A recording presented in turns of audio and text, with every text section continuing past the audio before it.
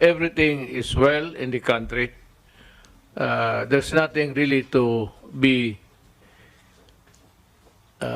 extra scared of that coronavirus thing.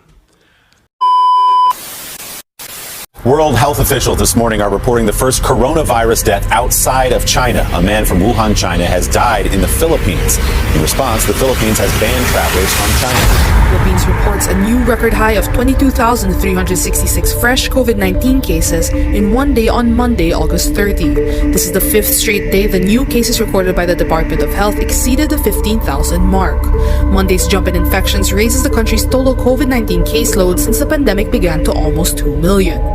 Panibagong record high na naman ang mga bagong kaso ng COVID-19 sa bansa. 2 araw lang yan matapos ang huling record high nitong Huwebes.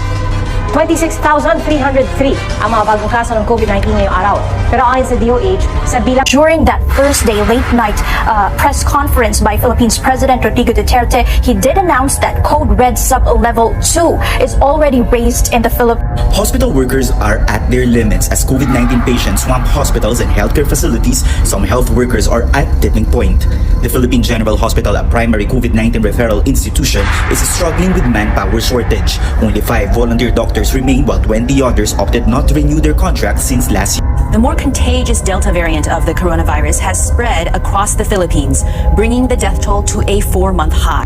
The Philippines has posted its worst economic slump on record, plunging the country into its first recession in nearly 3 decades.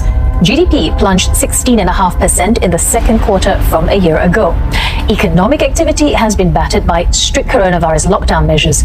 The government now expects the economy to contract 5.5% this year, worse than initial projections. The hard truth is that the Philippines may not afford to handle cases beyond its capacity and